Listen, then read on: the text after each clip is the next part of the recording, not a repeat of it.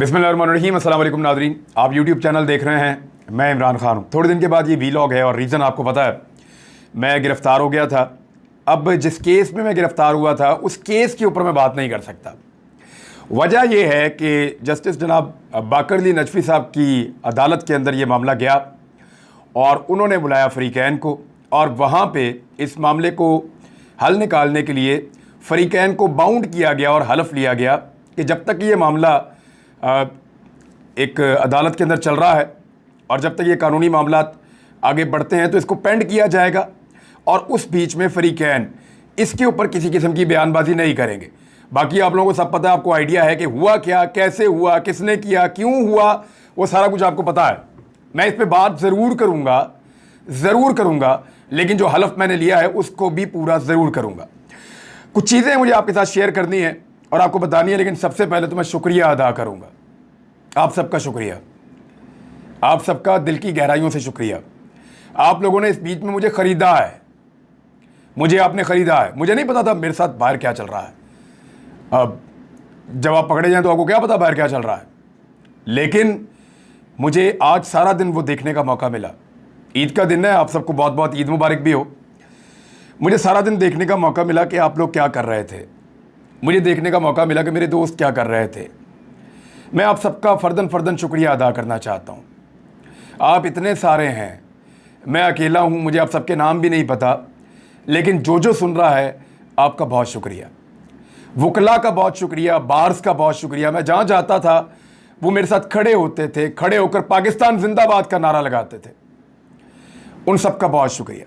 Police वाले पाकिस्तान जब मैं बोलता था तो जिंदाबाद कहते थे। मेरे नारे का जवाब देने के लिए पुलिस वालों का बहुत शुक्रिया। जितनी बार्स हैं वकला की, उन सब का बहुत शुक्रिया।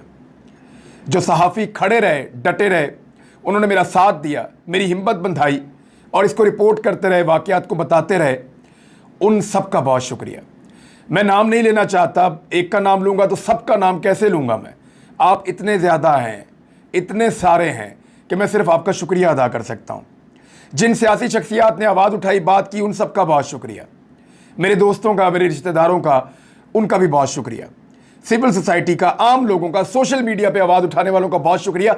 और सबसे ज़्यादा शुक्रिया उन बुज़ुर्गों का, उन माओ बहनों का और उन लोगों का जिन्होंने मेरे लिए दुआएं की हैं, जो मेरे लिए आवाज़ उठाते रहे, दुआ करते रहे और उन्होंने मेरी हिम्मत टूटने नहीं दी।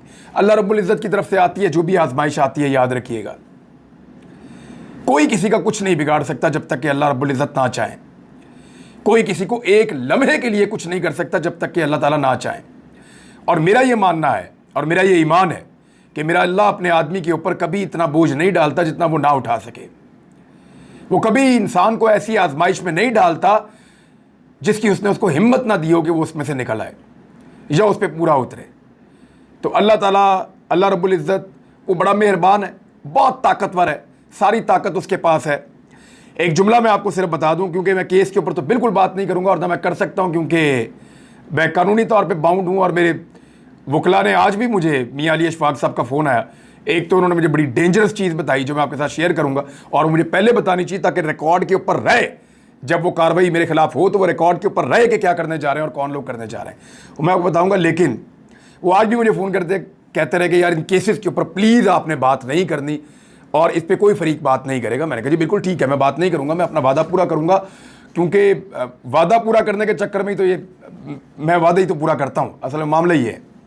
अच्छा, इसमें मुझे जो अली ने बताया वो ये है कि शराफत जेल में बंद है, और अली ने इसको ट्वीट भी किया है और मैंने भी इसके ऊपर कुछ इन्फॉर्मेशन पर हासिल की, लेकिन मैं वही आपको बताऊंगा जो अली ने मुझे बताया, और एग्जैक्टली वही चीज़ें।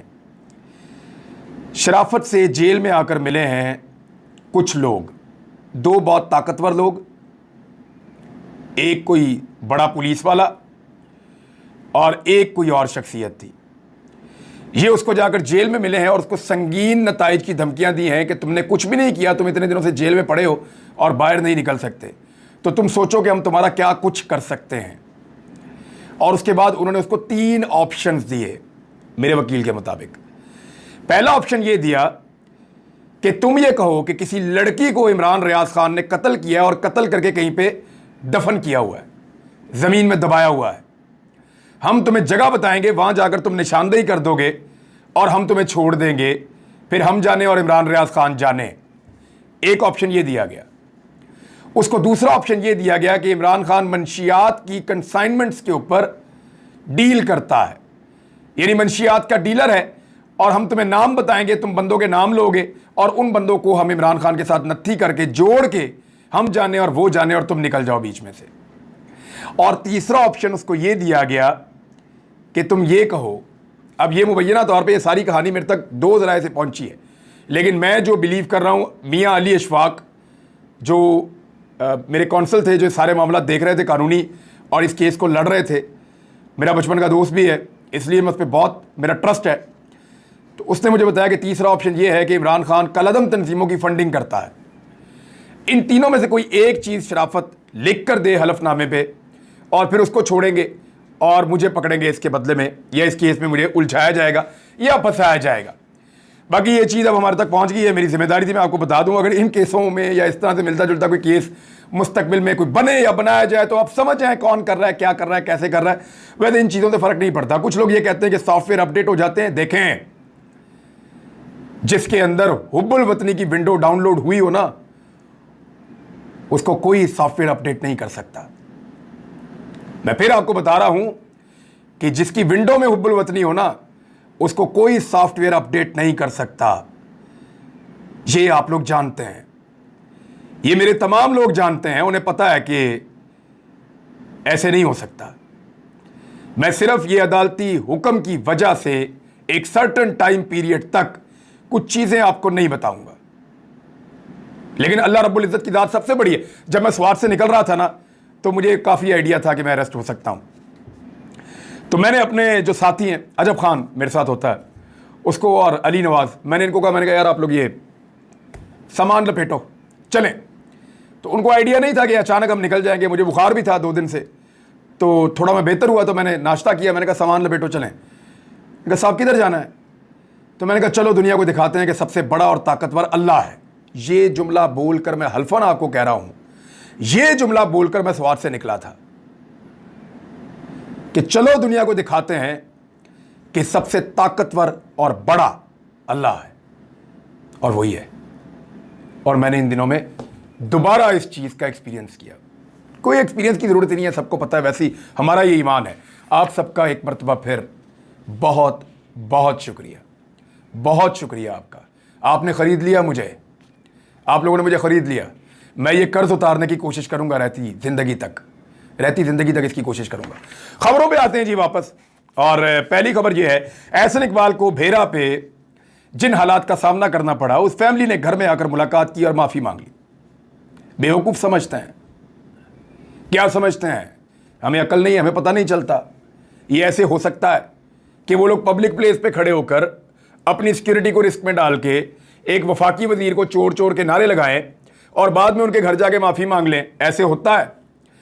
मैं जानता हूं कितना दबाव होगा, आप लोग भी जानते हैं कितना दबाव होगा, और जिन लोगों ने ये दबाव पहले बर्दाश्त किए हुए अपनी ज़िंदगी में, उनको भी आइडिया होगा कि दबाव तो होगा। मेरा एक सवाल है इस सारे मामले के ऊपर, हो सकता है बात ठीक हो, एहसन इकबाल साहब जो फरमा रहे हैं वो ठीक हो, लेकिन लोगों का रिएक्शन तो सोशल मीडिया पे कुछ और ही कह रहा है। लोग मानने को तैयार नहीं है कि इतने आराम से लोग आके, जो चोर आपको कह रहे हैं वो आके आपसे माफ़ी खुद ही मांग लें।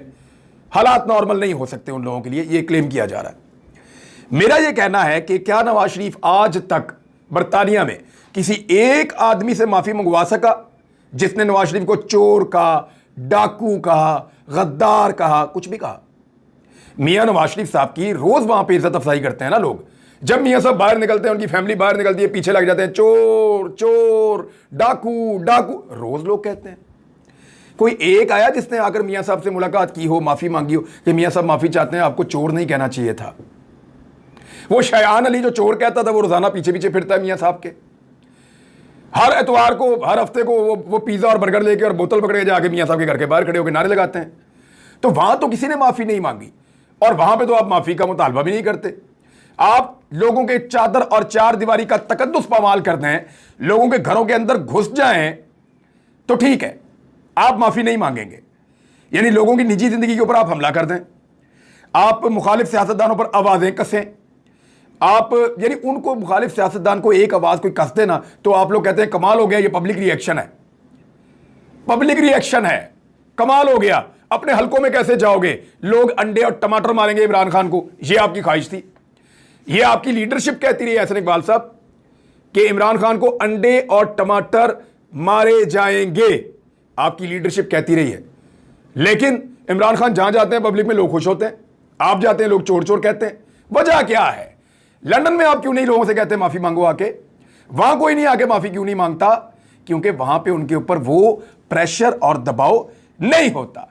आप लोगों का जीना हराम कर देते हैं पाकिस्तान के अंदर। अगर कोई आदमी अपनी दिल की आवाज बाहर निकालना चाहे तो इसी को कहते हैं फाशिस्ट रजीम, और ये है फाशिस्ट रजीम।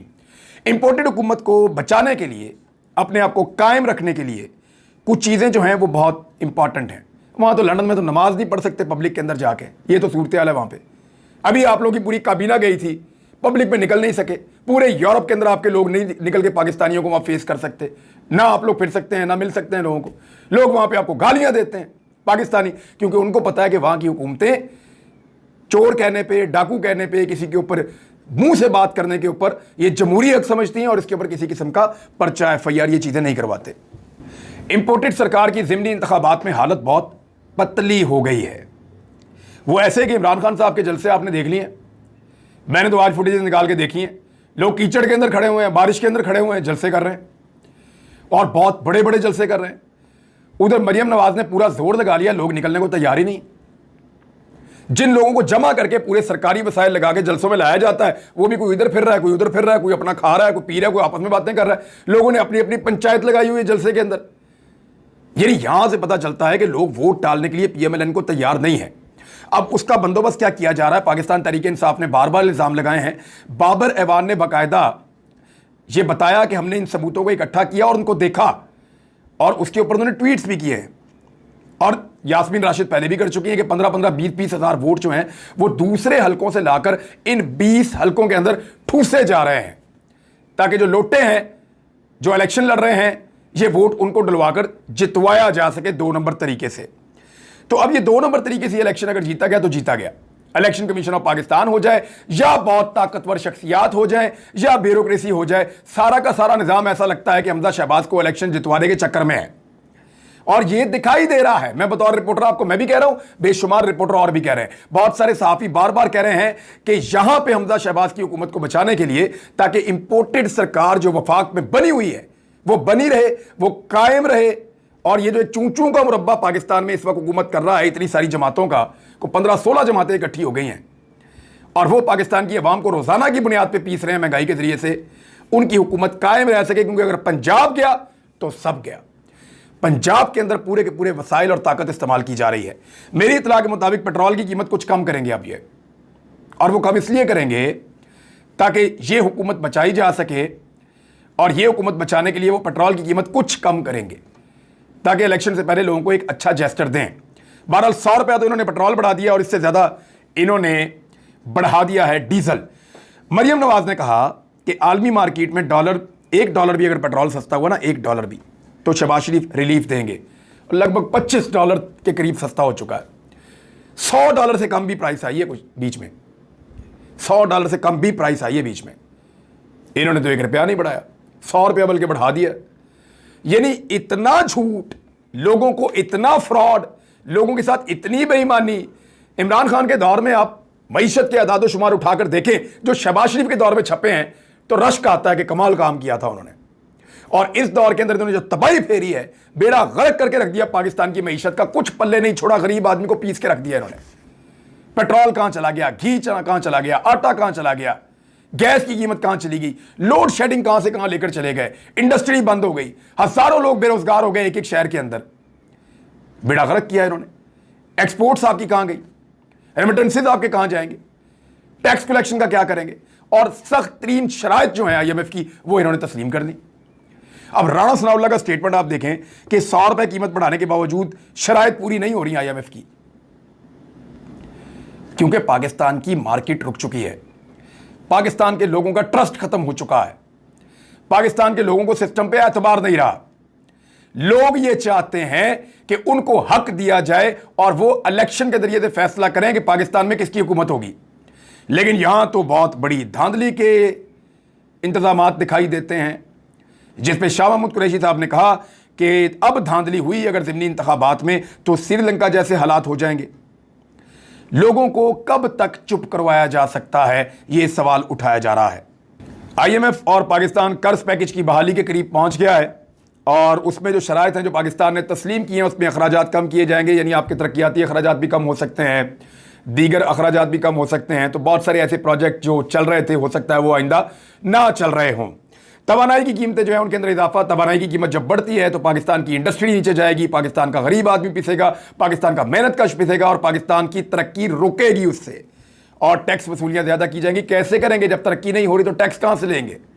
तो पाकिस्तान ने एक अजीबोगरीब फार्मूले पे काम किया है और मुझे नहीं लगता कि ये इंपोर्टेड सरकार इतनी अहलियत रखती है कि पाकिस्तान को इन मामलात से निकाल सके। इस वीलॉग में अब तक के लिए इतना ही। अपना ख्याल रखिएगा, अपने इस चैनल का भी। अल्लाह हाफ़िज़।